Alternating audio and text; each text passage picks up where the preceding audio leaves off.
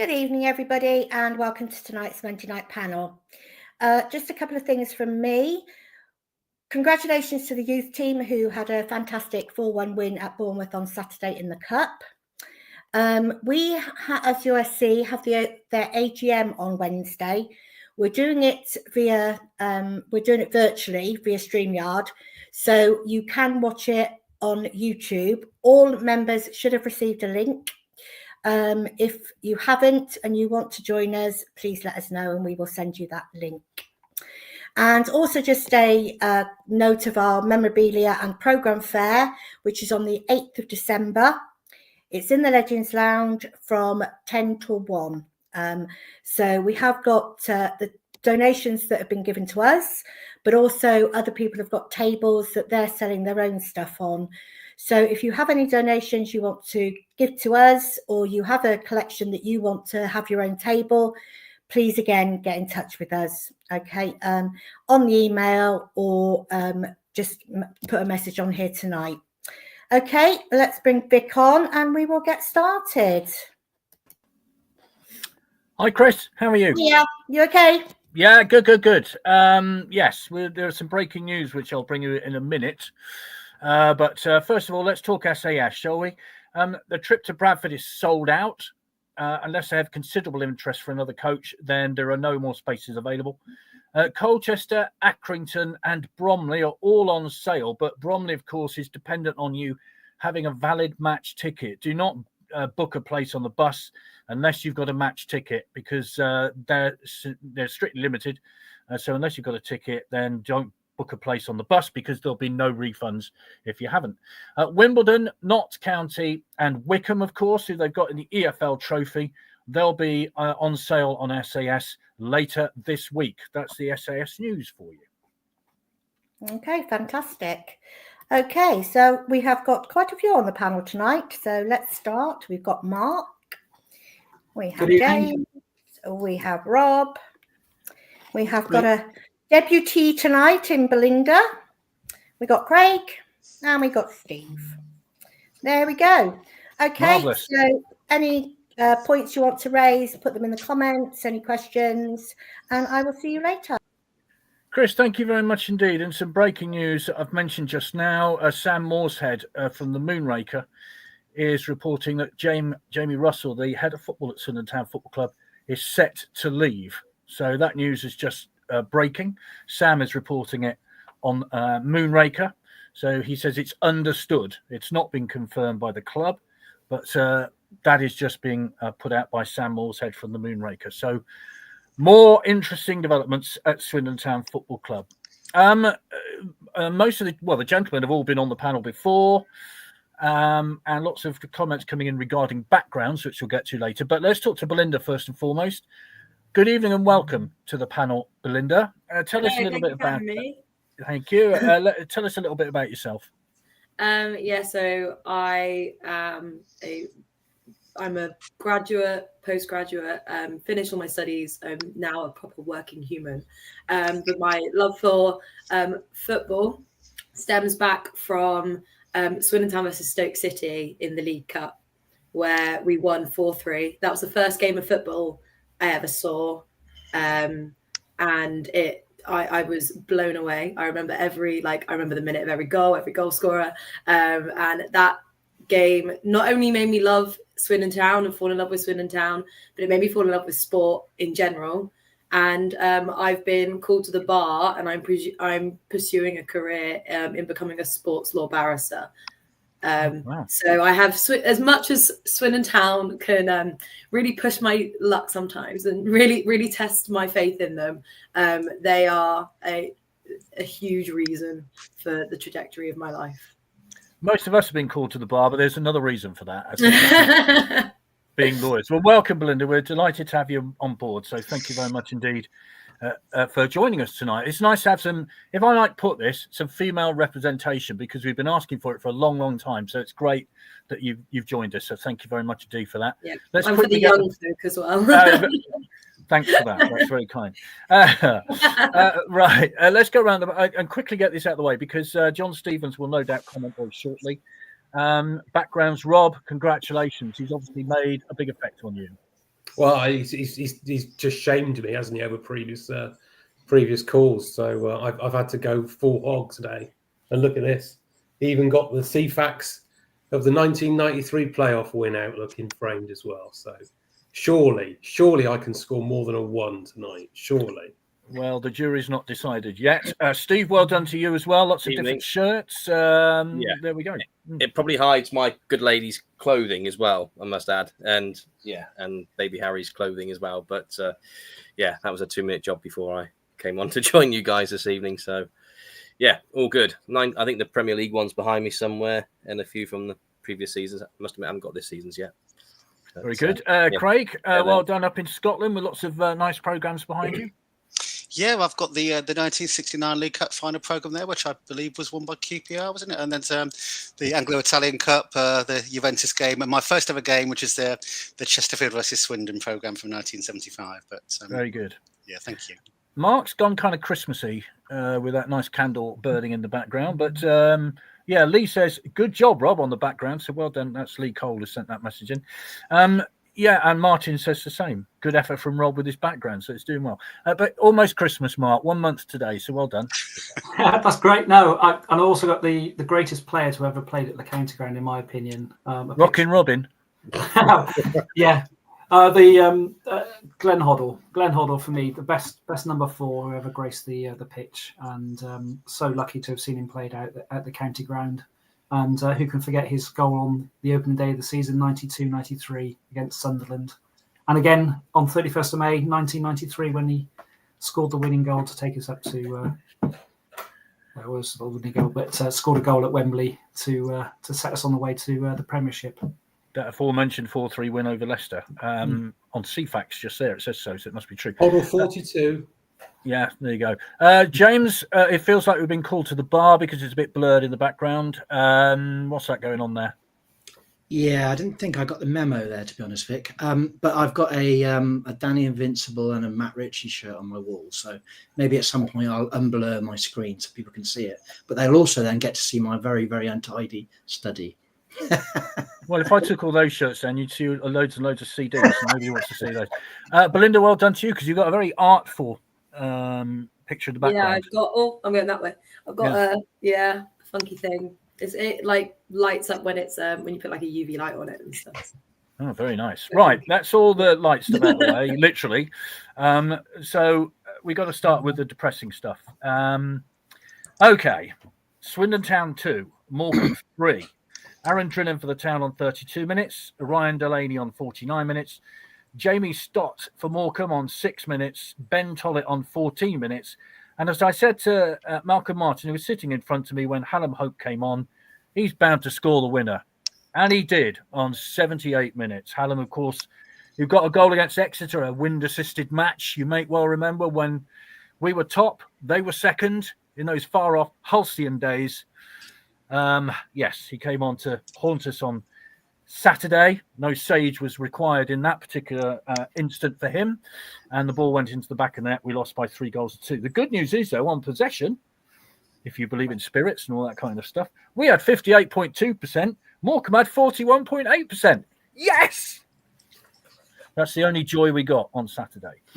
Right, Sean says, I feel at an all-time low over my beloved club. It even brings a tear to say, this I've been saying, we will turn a corner for a while. But after Saturday, I'm now not so sure. We'll be there Saturday and we'll always be there watching regardless. But it all really hurts. Wind-assisted second half Saturday and only one long-range shot. Just not good enough. Mark. It was another low point.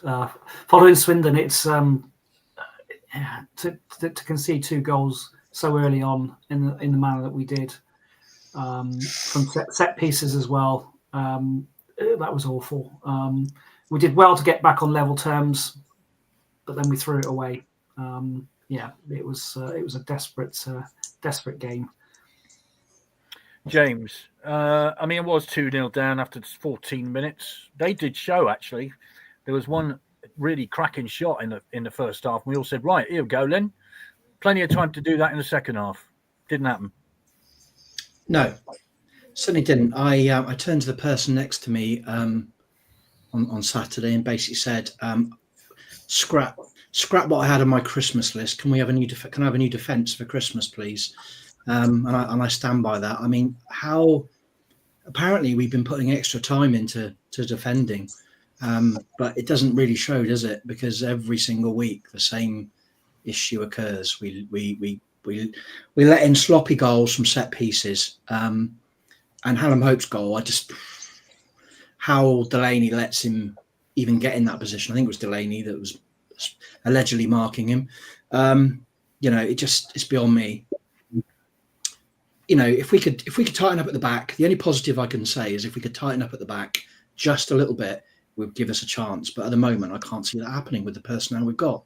It feels to me like we need to start from scratch and just bring in new players and defenders in January and do what we can. But yeah, it's mightily depressing. And yeah, in the second half, only to have one shot on target, which was a long range shot, just simply not good enough, really. Just simply not good enough. But to come back from 2-0 down and then to lose, it feels worse than a loss, if that's even possible, because of how we managed to come back. Absolutely disgraceful, really. It's goes from bad to worse, doesn't it? Rob, we got back to 2-2 and you thought, right, okay, then you got the wind in your favour. There's no, this side's below you in the league. Literally blow them away. Never happened, did it? There's no excuse for it, Vic. Absolutely no excuse for it. It was a shambles.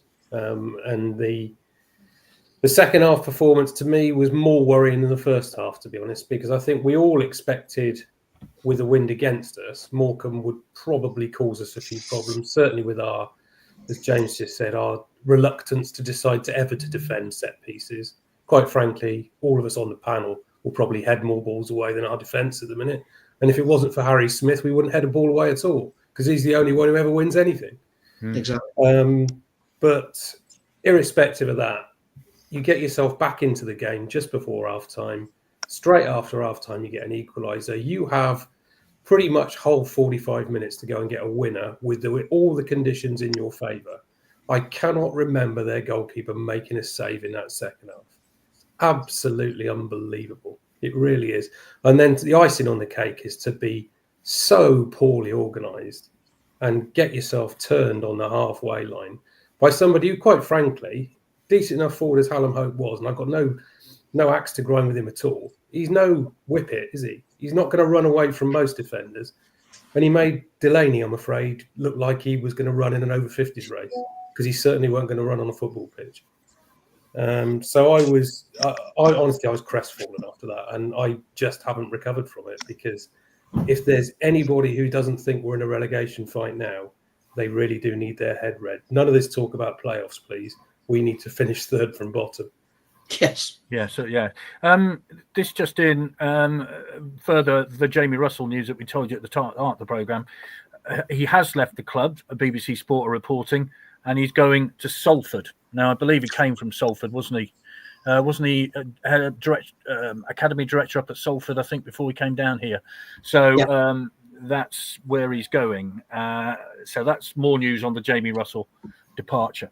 Belinda, your first contribution, Saturday. What would you like to say? I think everyone's kind of already said some of the key points. I think for not just this season, actually, but the last few seasons, our set pieces have been not up to scratch with most of the other teams in this league. We've not been good at defending them for a while. It's not just this defense; it's been defense going for the last few seasons. And this season is probably the best at scoring from set pieces that we've had, which I think says a lot, because we've not scored that much from set pieces. But I think we don't look dangerous when we get one, unless it's in a potential Will Wright shooting position, and we don't look like we could defend them ever. I'm always scared now whenever the other team gets a set piece, even if it's in a place that, should be easy to defend. It's quite far away or whatever. I still have no faith at the moment that we're going to defend it properly. So whatever defensive stuff they're working on, I feel like they're not working on set pieces. And if they are, they're not doing it correctly, or they're at least not putting that into their games. And with regards to the shooting with the wind in our direction. This isn't the first time this season where we've had an opportunity where we just need to keep taking shots at the goal, because eventually something will go in. I can't remember what game it was, but the one where they basically had a defender go in as the goalkeeper. There you go, Barrow. Yeah, that game as well. We only had one shot when after they had their defender go in goal, and that was the goal. And you go, okay, well, it doesn't take a genius to work out that you need to utilize these changes in the game. And I feel like it might be because they're young, it might be because they've just not trained it properly, maybe the manager isn't giving them the suggestion, but we need to take advantage of things that are given to us, because we haven't been doing that. Yeah, it's interesting you mentioned that Barrow game. There was a famous quote afterwards, wasn't it? I told them not to shoot because our goals weren't going to come from shots, except our goal did come from a shot. Okay, work that one out. That's why. Hi, Michael. It's the same every season. Buy on the cheap and get punished for it. The fans deserve better. Hi, Darren. I left the county ground on Saturday, not angry, but sad. For me, it was a realisation that this club is heading for non-league. The atmosphere around the ground was awful. The players are not good enough to play for Swindon Supermarine, let alone the town. With Clem Mulrooney and his... I'm not going to say that. I don't want to get sued. In the background, there is only one way this is going. God knows what the great Don Rogers and John Trollope are thinking watching that. Joe Butler was there, of course, as well. 6,500 crowd, absolutely mental for a club in this position. Good, solid, loyal fans. But I could tell Saturday it's turning toxic, sadly. Kevin says, lost for words, me. Why are we so poor at home, so don't have that foundation? Craig, 1 win all season at home out of 8 games. Yeah. I think you can make a strong case for saying that Saturday was the most important game of the season so far. It was a relegation 6-pointer, and we failed to win, and we lost. It's like watching a car crash in slow motion. I mean, the atmosphere, the confidence is all gone in the players. They don't look comfortable on the ball. They want to get rid of it as soon as possible. We can't defend. Finishing is poor. I don't blame the players. I've said before that the people in this club aren't taking responsibility. And interesting that Jamie Russell's gone. He can take his PowerPoint somewhere else now. But I think you can't keep on failing from top to bottom without taking responsibility. And I think the atmosphere was really peculiar on Saturday. It reminded me of that. I think we played Barnsley and got beat quite heavily just before Fitton took over, when we leafleted the ground with "Go now," red cards. It felt like that. It felt that the frustration is now transitioning into apathy, and that's becoming anger. And I think that's what this has done. But in terms of the game, shocking, absolutely embarrassing. And I just felt a bit kind of numb. I'm all the people that are running the club don't seem to care. Why should I? And that's just, this is my football club that I love. It's our club. And I hate the fact that they're making me feel like this about our club. Is that enough? Yeah, no, you're absolutely entitled to put whatever you want. Hi, Dean. We just didn't put Morecambe under enough pressure second half. We lost impetus when subbing our midfield, when starting to make inroads second half. Unfortunately, we need a better keeper. Hi, Mitchell. We let 7 goals in from 6 games when we had Barden in goal. Bycroft has let in 8 from the last 3. He doesn't come for the crosses and puts the team under pressure. Belinda's right, though. All the goals we've let in have come for the last 3 seasons have come from crosses. Not only that, teams that just above us are pulling away at a rate. Now, I think I'm right in saying, Mark, that was Morecambe's first ever win over Swindon. Swindon 7 wins, 3 draws in the 10 games. So Morecambe have notched up their first victory. Boy, oh boy, if ever you want to win a football match, it was that one, wasn't it? We needed to win that. That was a 6-pointer, and I never thought at this stage of the season we'd be saying that, but that was the one we had to win. And yeah, I was lost for words. I 38 years supporting the club, and I came away from the match on Saturday, and I just felt I've got better things to do on a Saturday afternoon. I really felt let down. I didn't feel angry. I just felt, I think Craig said numb, and I think that was just how I was feeling. It's just it's an incredible club. It's got an amazing history. 104 years in the Football League, and we shouldn't be in this position. And those are games we should be winning, and it was heartbreaking to sort of see, really. Let's see what they can do on a cold Tuesday night at Colchester, James.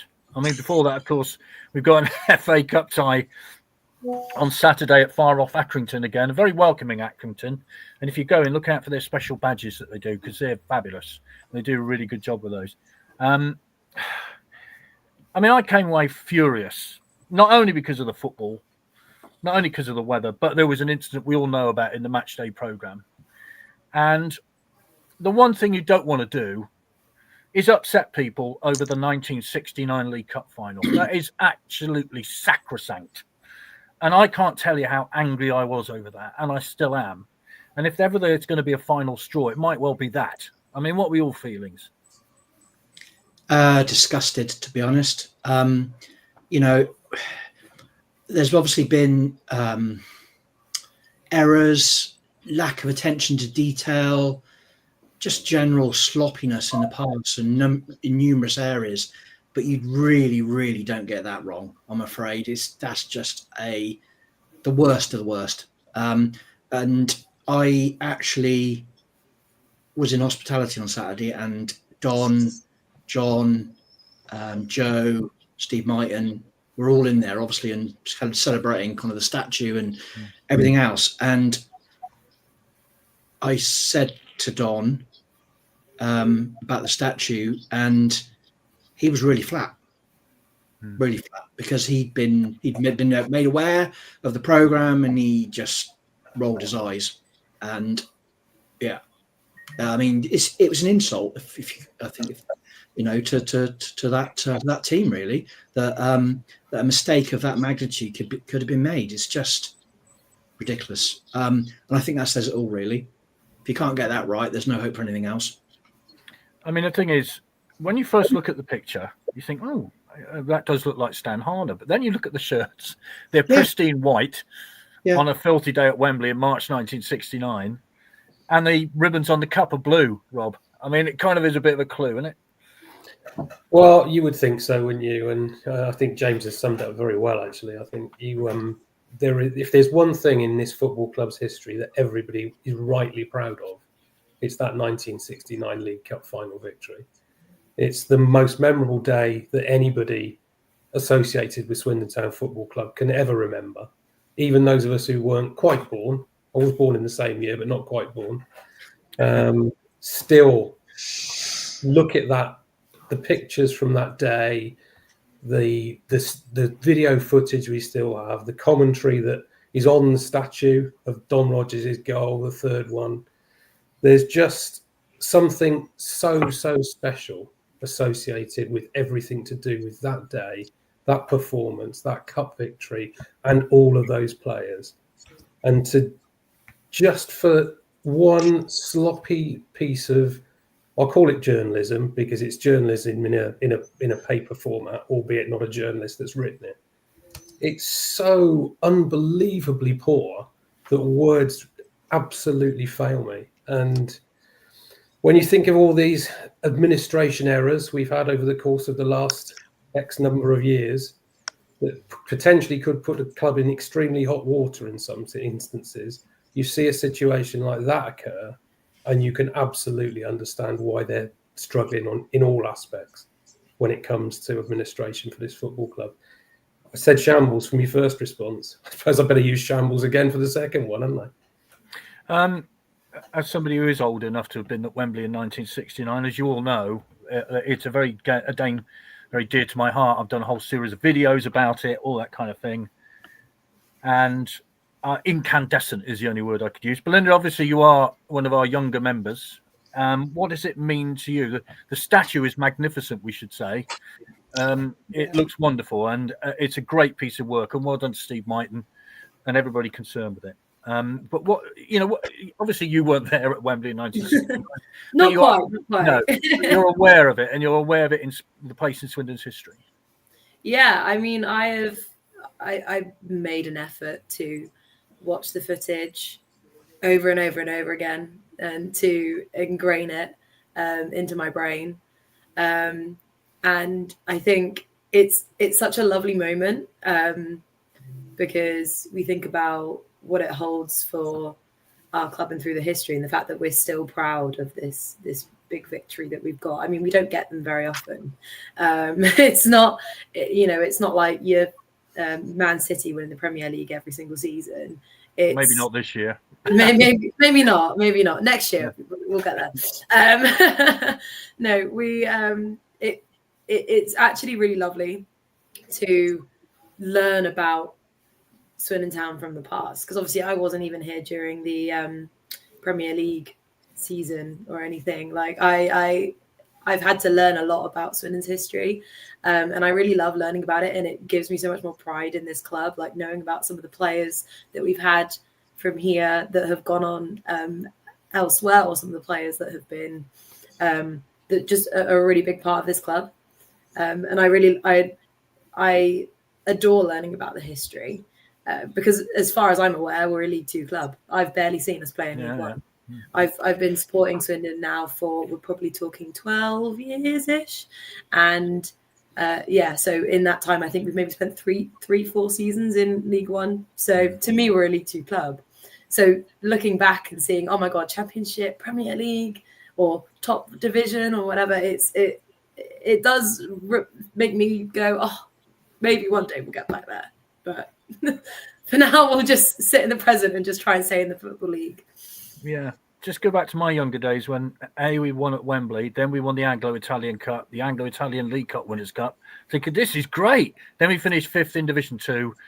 It was just wonderful. And then Swindon being Swindon, down it goes. Steve, Dan Aykroyd, Ghostbuster person. Yes. I don't want to rub salt into whoever was responsible's wound, but it just kind of sickened me. And in seeing that, I was just in disbelief. I mean, I went to a recent Wembley Stadium tour, and they've got photos of the parts where you can walk around and view and things. And I was thought, I'm bound to find this 1969 photo, and sure enough, I did. And I let out the biggest cheer ever, pretty much like that. And and everybody in our group just suddenly stopped and thought, well, what are you cheering? I was like, I found the photo. That's my team. And that's how much it meant. And that's how much it means to all us fans. I found this photo. I couldn't find the Swindon Leicester one. I don't think they've got one. But that moment was captured. And I think it's on the walk that Prince William does. So he walks past it every time. And, he must clock it. But it just smack. If you want to run a club like a non-league club, that's the mistakes you're going to make. And they are appearing in every form they can at the moment. And I know Clem Mulfooney said that he was going to take over a non-league club, wasn't he? He was looking at taking over one. Well, you've probably got one in the next year or so. So, I think they're probably breathing a huge sigh of relief, because I can't remember who the team he was looking to take over, some London-based team, I think it was now. But you want to take over a non-league club, Cam, you certainly got one coming. So unless by a miracle, and winning a prayer and everything else, it improves. But no, that for me was the final straw. And I get people make mistakes. I understand that. But if you're unsure of a photo, go and ask. There's bound to be one person in that stadium with a brain in the knowledge. Is that the one to which you refer? Yeah, there we go. Yeah, there you are. That's the one. Yeah. So, someone within those 4 walls of the county ground will know what photo. If you're not sure, it's bound to have popped up somewhere saying that this is a QPR team of whatever. I mean, I couldn't give 2 hoots about QPR, but that was kind of, the low. I was lucky enough to go on that very same tour with John, Joe, and Don the other week as part of the museum. We took them up there. They had a magnificent time. And the chap that was showing us around said it was one of the greatest tours he was ever honoured to have done. Wow. That's what it meant to a chap at Wembley, who was about 28. He was an Arsenal fan, by the way, just to rub it in. And he was honoured to take those gentlemen round. That's all I can say. It speaks volumes, and it's, you know, people mention it all the time. Even if you're not a Swindon fan, it's unheard of nowadays. I mean, you can't imagine a League Two team going out and beating a top team in the Premier League nowadays. It's not going to happen, and it did. We did it, but no, that was kind of the final nail, as it were. I think that's just about put a lot of people off. And yeah, I'd say I get it. People make mistakes, but someone inside that ground must have known it was the wrong photo before. Go and ask. Just do your research, do your homework, do your job properly. Craig, I mean, I don't think I need to ask you what you're going to say, but yeah, well, I just want to come back in. I think Vic, you said that in retrospect that might be the straw that breaks the camel's back, and it has for you. And you know, people like yourself and myself, you know, are often maligned as being the happy clappers. You know, we all accept any old crap that they put out in front of us. I nearly did Simon Ferry there, but we're in Scotland. I would expect it. Yeah, well, but it takes a lot, you know, and I think that for people that are regulars on this YouTube channel, know that if you're feeling like that, you know that we have reached a low ebb, and I think the issue now is what next. And do you know what it felt like to me on Saturday?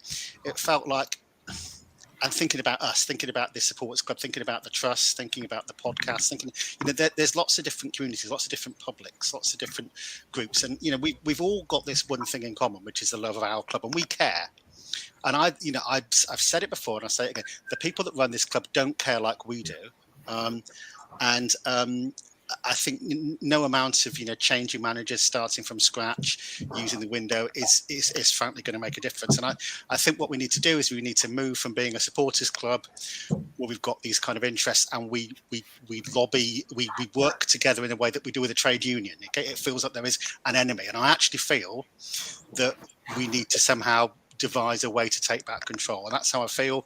And Belinda, you're going to be called to the bar as a sports solicitor. I think we're going to need you in a couple of years' time, because when we have to build a Phoenix club from scratch, because our beloved club's been running to the ground like Bury, we need to start again from somewhere, and I think you'll be an important person to lead us, frankly. But yeah, I'm beyond depressed and angry, and I want to take control and change things now. What that looks like, I don't know, but I don't think we'll have a Swindon town that we've got now in 2 years' time. I think they're sticking. Mark, what are you doing? Because it's a very interesting noise, but what are you actually doing? The battery is going. I've had so many. I think there must be some ghosts or something going on in here in this technology today, because I've had nothing but issues logging on and the like. So there we go. Okay, well, I'll just read some more comments. This is from Laura, Craig.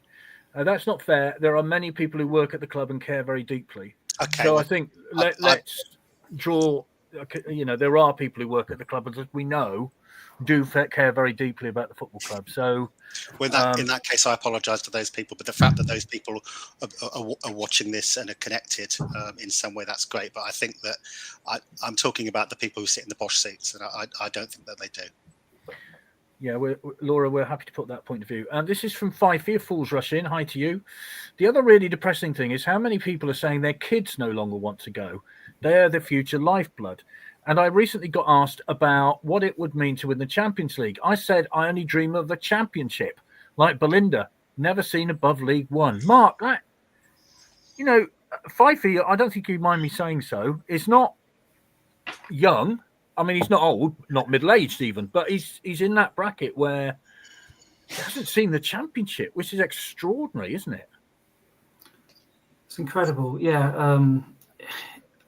I mean, I was brought up on stories of 1969, and we still sort of sing about that now. The Premiership seems like an absolute age away. And it's been a long time since we've tasted any sort of success at the club. My son does; he comes with me to the matches. We're season ticket holders, and for him, he's sort of continuing that sort of vein. But I know a lot of his friends are sort of giving up watching Swindon. It's just not the thing, and that's the future of the club, really. We need to engage with those younger supporters. And to a certain extent, you need to be doing, on the pitch. You're going to attract people if you're playing attractive football, but if you're not getting the younger people in through the turnstiles, then it just makes you think in sort of 20 years' time who will be watching. Yeah, very interesting point. Lots of comments coming, as you would imagine. The football club never once mentioned the Trust STFC or loyal fan base donations that paid for the statue. They kind of tried to steer our thunder, and that's true. It was, James, I think you're involved in the process. It was through fan donations, wasn't it, that paid for the statue?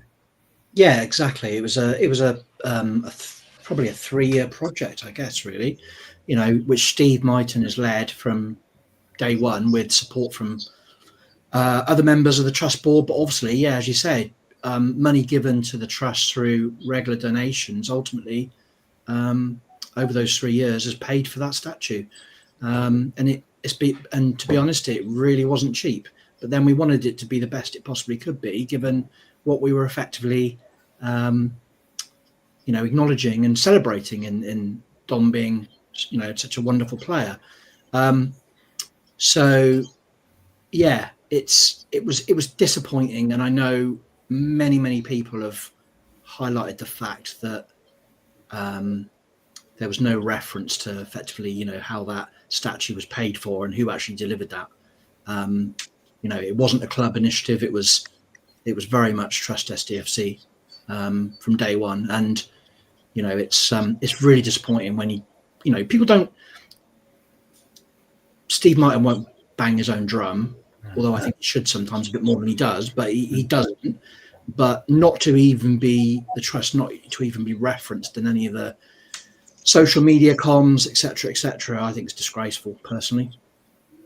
I would like to pay tribute to Steve and also to Alan Herriot, who created that magnificent thing. I mean, when you look at the statues of Harry Kane and Cristiano Ronaldo, which looks like chocolate, to be honest, doesn't it? It looks like something you'll get at Christmas with gold wrapping on it. Yeah. But that is just a wonderful piece of work. Right, let's talk about this. Derek has texted in to say, Rob, our poor form is not something new, as over the last 5 seasons, we've lost 35 home matches. Now, home form is paramount, right? That's what you base your season on. But it's not just this season. It's not just last season. It's been a constant thread. Even in Ben Garner's season, we didn't win games regularly at home, did we? No, it's true. It's and this is from a team that used to be virtually unbeatable at home. Certainly when the back in the 80s and the 90s, that was the buzzword, wasn't it? We'd go away and struggle quite regularly, but at home we were fortress county ground, virtually impregnable. Nobody could take points off us at all, and that has totally turned around. I do have to say, I think you mentioned confidence with players. I think they go out there at the county ground now without that back-in, without that confidence that they believe that they're going to win at home. And they don't play a brand of football. Maybe it might change a little bit under Holloway, but certainly under previous managers, they don't go and attack teams. They don't really go and set their stall out and make it intimidating for teams down here. They just sit back and play possession-based football around their own penalty box quite regularly, and they get found out because teams are organised these days. It's not like it used to be. It's not when it was just attacking football against attacking football. It's not like that anymore. And Swindon seem to have not grown up with the times. I think it's a very similar tale, to be honest. You sort of think, you look at other teams around the league, even Morecambe, for example, were a bit more streetwise than us. And the one thing I was fully expecting when we signed the type of players that we signed in the summer was that we would have a streetwise team this season. They would be far, far more structured, rigid, and struggling to get past players. None of this soft underbelly that we've had in previous seasons. And if anything, it's worse this season than it's been in previous years. You keep thinking to yourself, have we reached yet another new low? Can we stop talking about new lows? Can we finally reach a high? It would be very nice, wouldn't it, for once? High is 12th in League 2 at the minute, isn't it? By the way, John has commented. Only 2 comments from me today. James needs to focus on the focus. and Rob needs to do is buy some clothes that aren't grey. So there you are. It's You not haven't great. impressed eh? you haven't impressed the background, but the clothes. You have impressed with the background, but the clothes need some work. That's all I say. Bless John. We'll see you at Accrington on Saturday, John, for a laugh, I've no doubt. Belinda, you're being advised to join the trust board, by the way. I was just trying to find the comments. Step forward. Oh, yeah. Can Belinda please step forward to join the trust board at the AGM in February? So there we are. And I another don't know if you want to give me that sort of, sort of role. I'm only 23 and I've only just you don't want that pressure yet. I'm not. Don't think I'm a qualified lawyer. Let's have a look. I had a conversation on Saturday that I started going in '87 and watched some great football in that era when the county ground was a fortress and you had Chelsea, Leeds, Newcastle, Manchester City coming down here. That's from Lee. From Rich, the fact that Holloway starts going with ghost stories on training grounds was a mistake. He shouldn't joke. It spread across social media with obvious consequences. Hi, Malcolm. My grandson, aged 10, follows Liverpool with his dad, but also wanted a town replica shirt, even though he says they're rubbish. There you go. Steve, you did the jokey Ghostbuster thing. I did the other day. It was on Have I Got News for You? Where are we at with that, do you think? Well, I mean, the training ground's literally only sort of 10 minutes up the road from me now. So, and I had a Ghostbusters costume from a previous Pusey Carnival event. So I thought, oh, why not? Sorry, let's just, let's take the mickey out of this one. Let's have a bit of fun with it. So I did.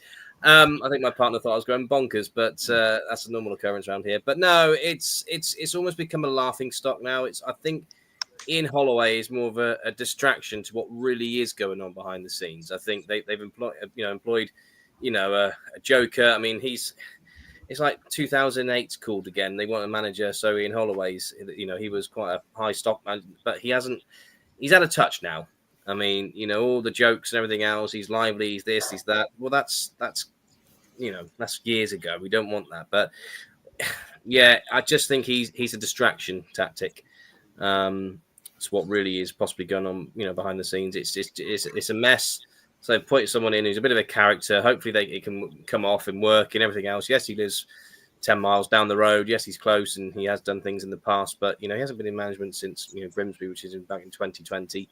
There's probably a reason for that.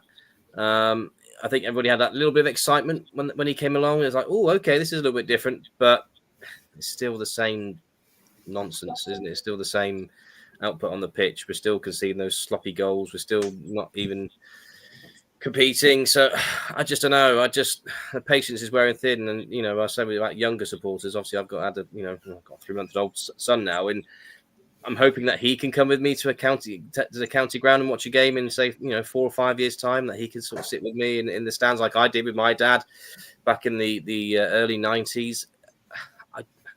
I don't know what league he's going to watch. I mean, at this rate, it could be Morecambe Town versus Swindon Town. Do you know what I mean? It's scary. It really is scary. It's just I can't see beyond the next game. Do you know what I mean? I just would love some sort of miracle to turn it all around in some positivity. But yeah, I think we are becoming a bit of a laughing stock, and I think rightly so. It's just appalling at the moment. And yeah, beyond Have I Got News for You? I think it was on every media outlet, wasn't it, last week? I think that's just a distraction tactic from what really is going on. I think Ian Holloway might be slightly regretting his choices, but he's got the poison chalice now, so do that as you will. Belinda, you're being invited onto the trust board by somebody from the trust. So seriously, you've got lovely hair at the minute, if I might say so. You might lose some of it if you went on the trust board. Yeah. Quite frankly. James is the example. It's fine. It's embarrassing you wear a wig, so it's okay. Now, you talk to your friends, Belinda. I'm sure your love of football comes into this. As we said, you're from the younger element. Does the football club have the same attraction to younger people that it did, in our day? Probably not. I mean, I started watching football in the Paolo era, which was, I think, other than the other time we got, other than the Flitcroft season, was probably the last proper time where we had a consistent period where every game there was 10,000 fans. The atmosphere was incredible. We were winning more than we were losing. And I think that atmosphere that I had, and that it just helped bring up this love of football and the love for the club. And the atmosphere was a huge part of it, because you get so involved and so engaged. And it's better than watching a football club that on the TV that's miles away, even if the football is better, because you haven't got that atmosphere. Whereas now, I mean, the atmosphere is not enjoyable anymore. It's quite quiet. And sometimes there will be the odd chant, and then quite a lot of the time there's booing. And I think if I'm a kid wanting to come to watch football with my dad, I think I probably wouldn't stick around with this, especially if I'm somebody who, because for me, I didn't even like football or sport or anything before I started watching Swindon. I definitely don't think I would if I was watching it now. And it's a real shame, and it is worrying, because I think you need the young fans. And I do, when I look around the stand, there are quite a lot of, there really aren't that many young people, and the ones that are there, sometimes they just decide not to come. I've seen there's quite a few kids that sit around me, and the amount of times that they'll basically just be like, I don't want to go, so they're not there like half the time. And I think it's really sad. And until we start at least just making the atmosphere better, even if we're not winning games, at least making the atmosphere better and a bit more enjoyable, then maybe they'll stick around. But obviously that's always going to be hard when the football isn't going the way we want it to. Yeah, it's interesting. We sometimes take our grandsons to watch the game, and they spend a lot of time in the junior red room having a fabulous time. Yeah. And that's what they go for, basically. Go to the junior red room to mess about in there and have a lovely time. So there you go. The football's kind of secondary in a way. Craig, younger people, the club is desperate to attract them, getting out into schools, that kind of thing. You know, when I was a reporter many years ago, I remember a lot of players used to go to schools and it's like the junior reds room. When a footballer comes in, they don't care who the footballer is, really. It's a footballer, that kind of thing. They need to do more of that, don't they? Getting out into the community. Yeah, I think just going back to your point about your grandchildren, I think it's like that for a lot of us. Actually, it's you go to the football to chat to your friends, and the football gets in the way. I don't get the sense that we're doing that. I can remember Ray McHale coming to I was at Pinus, infants, juniors, and seniors, and I can remember Ray McHale coming, and the team actually used to train in the old sports hall at Pinus when the pitches were frosty. And yeah, they were kind of they were gogs, they were demagogues. I don't see that we're doing that as much as we used to. But is that part of this? I mean, that point. I'll reiterate the point I made before about I think the people running the club don't seem to care. I think, and I mean at that highest level, there's that kind of disconnect between the people that have got those official roles within the club, and I that's just part of it. It's just getting it. It's being part of the community, and the football club is the community that as supporters we're the community. But it's such a rich resource. We're all kind of. I don't think I'm alone in thinking that we've turned a little bit on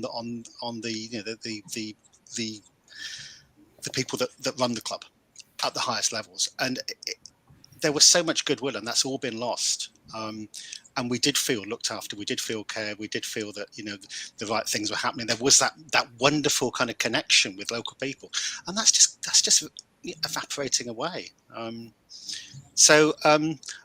Yes, of course that's important, and yes, of course we need to kind of keep rebuilding the club.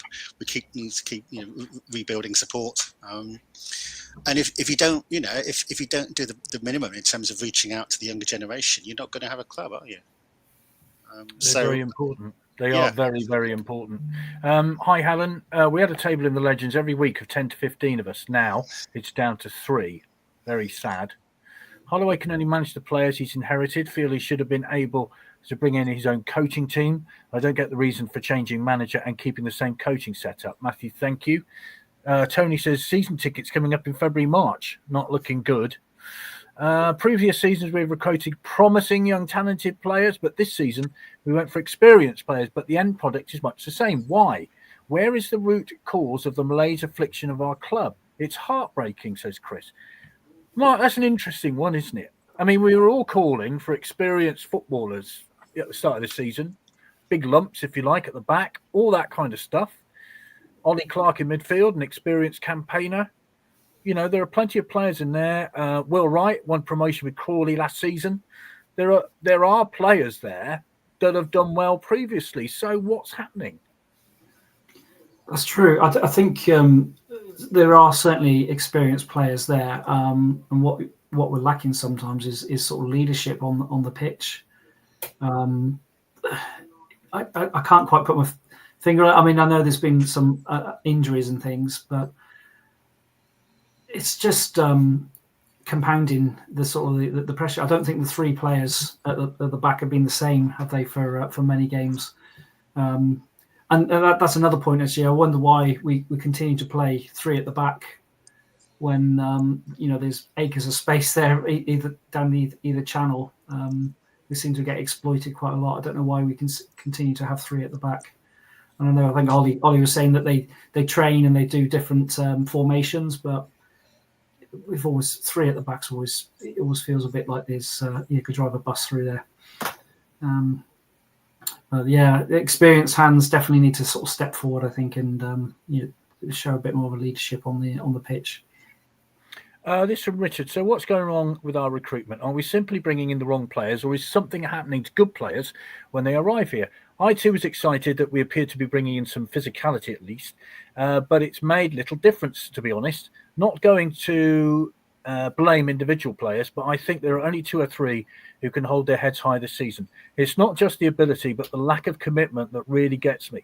Are they already thinking of their next move, as there just doesn't seem to be that desire to play for the club?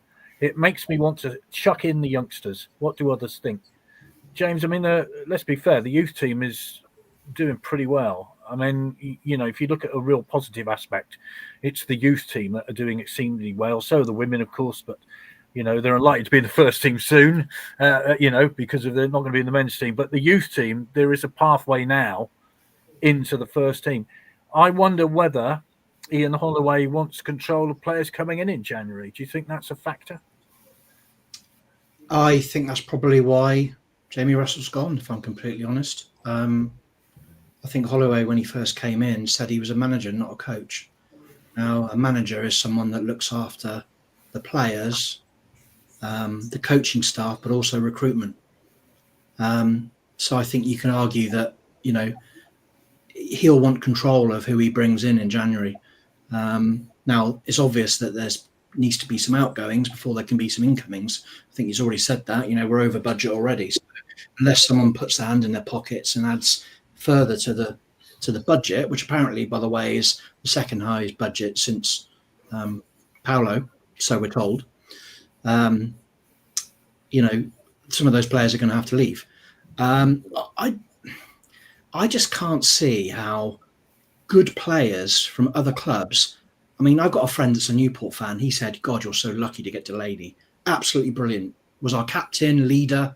Well, I know he's been injured for us for a long time, but he's not really showing, as far as I can see, that leadership and, quality on the pitch. I mean, he was at fault for their final goal, wasn't he, on Saturday? Will Wright, I mean, he looked broken on Saturday, if I'm honest. He was presented with his man of the match. Now, it was a difficult decision to make the man of the match decision because it was almost like the least of the worst, if you like, to some extent. But when he was asked to speak, he couldn't speak. He looked like he was going to burst into tears. And it was a hard watch. Seeing a player that is our captain on the day, be like that. So what is going on? What is going on that makes good players from other clubs that have won promotions and are fans' favourites come to us and all of a sudden seem to be just seem to go the other way. And then there must be something wrong. It's either coaching, but then we've had however many managers we've had in the last 9, 12 months. So maybe it's not that. Maybe it's above. Maybe it's in other areas. I don't know. But something's not right. It has to. Something at our club is not right for players that are good and well respected and high earners at other clubs, and we beat League One clubs to some of the signatures, some of these players, that they come to us and for whatever reason, they just seem to go in the opposite direction. I can't put my finger on it. I've thought about it long and hard. I've asked lots of people and no one seemed to be able to put their finger on it, but something must be wrong. 5 feet. Hello, 5. Don't forget Fools Rushing is on at 9 o'clock. Peacock and Herring were tweeting earlier, can't coach passion and commitment. Now, Rob, you were one of those who asked for big lumps, did you not, at the start of the season? You were quite happy with the recruitment. What do you think's gone wrong? Well, clearly the players themselves are not performing at the levels that they've been at their previous clubs, as James has just said, and that is the biggest indictment of presumably our coaching setup and what's going on in the background of this club. I mean, they don't become bad players overnight. There is a reason why these players are not performing at the levels that we should expect them to perform at. And whether it's the system, whether it's the coaching, whether it's what's going on off the pitch, there's any number of different factors. But the bottom line is they're not performing. They're not the players that we were expected to see when they signed up in the county ground in the summer. I mean, you look at the size of that 3-man central defensive unit on Saturday, we shouldn't lose a header ever, let alone lose 2 set-piece goals in the first 20 minutes to it. I mean, it's just madness. What on earth is going on is utterly beyond me. And I have to say, you look at the 2 set-piece goals at Accrington, we could just keep rolling them off from game after game after game. And some of them, to be fair, they've missed. Some of the teams we've played have missed glaringly easy chances from set pieces as well. It's not as if they score every time from a set piece. There's an awful lot of chances that they've missed from set pieces. We never win that first connection. I just have no idea why. And as I said earlier, if it's not for Harry Smith, no one else in the team wins a header in the defensive penalty area. Nobody else at all. And Delaney, captain of Newport. Will Wright, captain at Crawley. Grant Hall. How many teams has he played for at Championship and League One level? We've got experience there, which everybody wanted, and I was the first person crying out for it. And these players have gone massively backwards since they put a Swindon shirt on. It's frightening how poor they look now. At Minturn, for example, on Saturday missed out on his previous performances. He's better than all 3 of them, and that's the real worry. You've got real experience there, and you're looking at our youth centre half from a couple of years ago as being better than what's there. Utterly bizarre, and I'd say it's. What on earth they do on that coaching pitch to be able to coach players not to win headers, utterly beyond me. Because I went out on Sunday League pitch yesterday in the filthy, horrible conditions that there were, and I saw centre-backs playing in Swindon Sunday League who are winning a lot more headers than our centre-halves do. One or two other content. This is from Chris. The results from the academy are the one bright spot as far as I'm concerned, but I think pushing them in might impede their longer-term development. Sorry, but the experienced professionals need to hold their hands up and put in the effort, the fight and the commitment. I don't expect world beaters, but I do demand some fight. Right, let's have a look at the league table, Steve. Just for... If you want to add more depression, here's a bit more. 21st place, Bromley, who, of course, we play over Christmas for the first time. They have 16 points from their 15 games, goal difference of -2.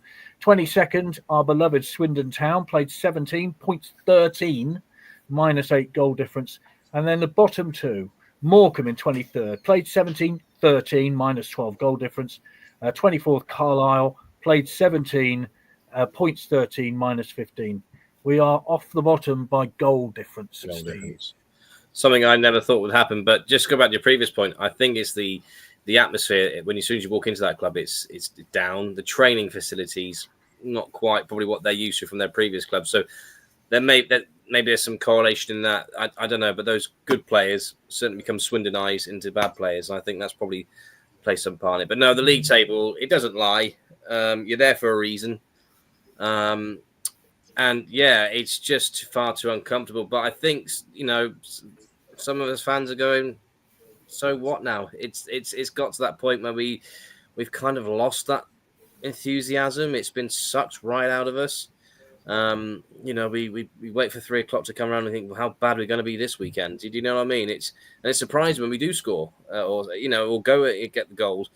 No, it's got to change. It has to change, hasn't it? I mean, you know, but all that will in the world, that fight. I didn't see that fight on Saturday, and some of the players I've just watched now. I think, my word, the only one I'd love to see in the team have a good run is Botman Amin. I mean, he's absolutely flying in the youth team, and he could do a better job than I could think 2 or 3 up front. Certainly 1 anyway. That I would certainly swap him for. Because I think he's got it. I think he's got that bit of passion. I think he's got, you know, yes, he probably got a bit about muscled in 1 or 2 of the games that he has sort of played in the first team, but he's got something about him. And maybe he cares a little bit. But no, I think that, you know, you're down there for a reason, Swindon Town. And, you know, you've only got yourselves to blame, whether that's from the top right down to the bottom and all parts in between. But, you know, you've got us there. You get us out of it. And, you know, if it doesn't take a genius to work out what you got to do on a Saturday afternoon, just go and do it. You know, we're fed up as fans. We're fed up of poor, you know, season after season now. It's almost like, oh, how low are we going to finish this year? I mean, last season we didn't think it could get any worse, but it has. You know, like Rob was on about new lows. We're fed up of them. We want new highs. You know, Come on, pull your finger out. You know, got a great chance on Saturday at Accrington. I know it's FA Cup, but just to get a win again, just to get some winning momentum back, just to get something, just for God's sake, make Saturday afternoon or Saturday evening a little bit more bearable. And a long journey back. Right. Okay. I asked this question right at the start, and I want you to answer it now. I've got a very long piece here from Alan to read out, which I will do after we've done this. What's to be done, Belinda? What is to be done to get our present beloved club out of where it's at? What is to be done? Gosh, I mean, that's one hell of a question. I think there's, from what we can do, which isn't much, but I think it is, I think I mentioned as well with like the atmosphere and stuff. I think a lot of these players, yes, okay, there's some players there that are experienced, more so than we've had in other seasons, but there are a lot of younger people who are going to get hit when people boo them. Their morale is going to drop and they're going to not perform well. And they're not, people are all talking about, you know, they have no passion for the club. I wouldn't have passion for a club if they were booing me every single week. Like I would check out. I wouldn't want to do it because, okay, yes, obviously if I do well, then maybe they'll cheer. But like, if you're kind of expecting to get booed if you do anything wrong, then why would you try to do anything right? And I think as a fan base and as a community, I think we need to try and boost the morale in the ground a little bit more, and not boo them in the middle of the game, because that's just never going to go down well. And I think we just need to try and be supportive of the players that we've got, because as Rob was saying, we do have some talent in this team. I've seen probably the vast majority of players actually do something that's quite impressive for this level. Genuinely, if you look back, every single one of them has got one highlight. Well, almost every single one of them has got one highlight that's actually really phenomenal. So we just need it to be more consistent. We need them to want to bring out those highlights more and more. We want them to have that passion for our club in the way that we all have the passion for our club. Yeah, and also, of course, it gets around the football circle, doesn't it? If you come to Swindon, you might get booed after 10 minutes. You know, it's simple as that, really. Craig, what's to be done? Well, first of all, I'm going to completely agree with Belinda, 100%. I think that these are kids, a lot of them, we've just got to buy till let, but we know we're frustrated, but we are all in this together and we can make a difference. And I think by not booing players, it may not sit well with people, but I think it's in the long run, it's not going to help. I think the other thing is that I think Clem Mulfooney needs to demonstrate that he's capable of listening, and he is listening, and he comes out and makes a statement about what he's going to do. That's what I'd suggest. Mark?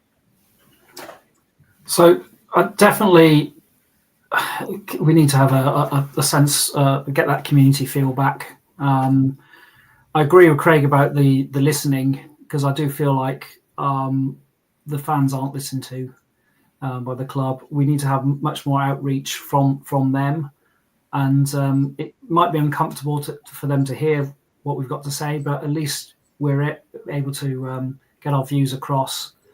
And there's a lot of great people who support the club, who can help the club in many ways, whether that's through marketing, sales, events. Why aren't we tapping into that resource and helping build that sort of community from the ground up? As I understand it, it'll be a new marketing executive in the new year. I think that's going to happen. So maybe that'll be a development. We'll see.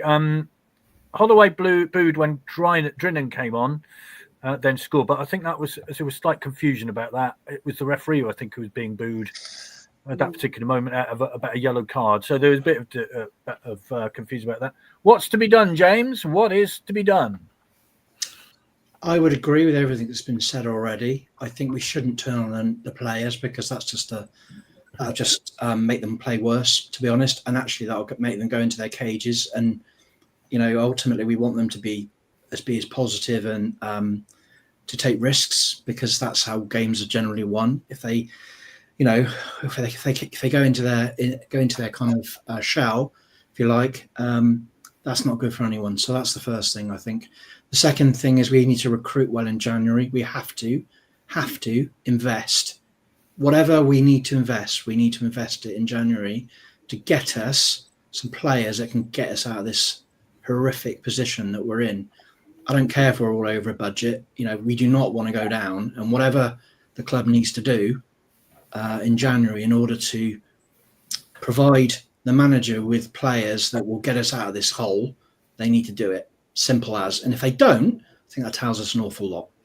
And I would also agree with, we need to try and get more people to games. I know people will not want to go because of where we're at, but they need to incentivise fans to come back to the county ground in some way in order to get those numbers up, to make more noise, to get behind the players, and ultimately try and be as positive as possible. Because through us as fans, that is the biggest thing that we can do. And if we don't do it, then I think there's only one way we're going to go, and that's through the trapdoor, I'm afraid. There was a little comment about the Legends Lounge, which I've kind of lost in there's loads of them, but it was mentioned about the current state of the Legends Lounge, which if you've been in there recently, you'll know exactly what I mean by that. Rob? Time for a rallying call, I'm afraid. I can't disagree with anything anyone said. Of course, we're all in the same boat there. Yeah. But here's an off-the-wall suggestion. We need to come out to something a little bit more upbeat. We need to get the fans off their seats when the players come out the tunnel. We have no anthem. We have absolute silence, apart from a few people applauding when the players come out the tunnel. Whereas you look at all these other grounds you see on the television, they've got some kind of special music playing. They're all clapping. They've got the happy clappers, little things like Leicester used to have. They've got something to make an atmosphere.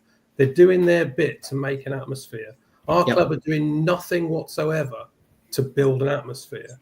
And so you can't rely on the supporters just to do it when what they're seeing in front of them doesn't excite them. You've got to be able to give them something to start the ball rolling. If we start giving people something to get off the seats for when the teams come out the tunnel, suddenly you might see the team performing from the first minute rather than the 45th minute.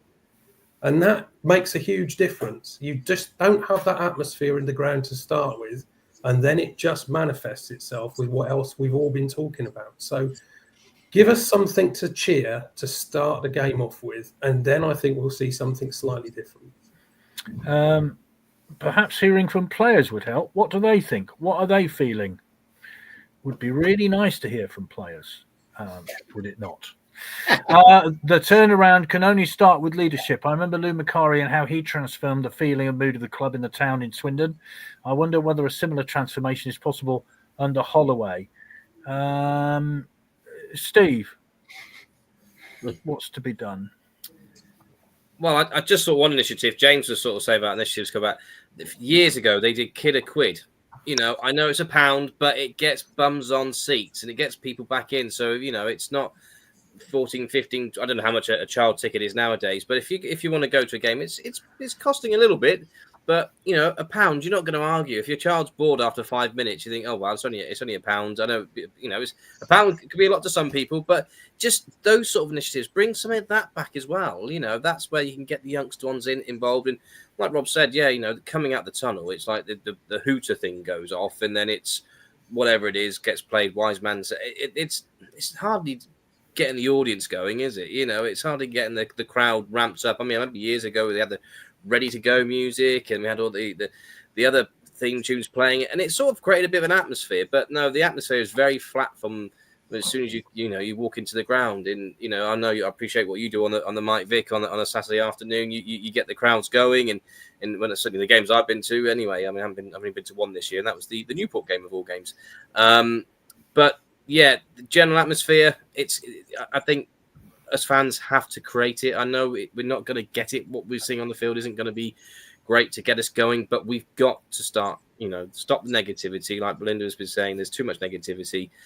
Just shout, scream, stamp, clap, do anything just to get behind them. Make up a new song about a player. Just you know, we've got plenty of players we can sing about, good or bad. You know, it's just us as a fan base, we need to make as much noise as we can. I mean, the town then looked pathetic on Saturday, all those red seats, and you know, from what I saw behind the goal in the Arkle stand, well, you could have brought your sofa along because you know it was just so empty and bare.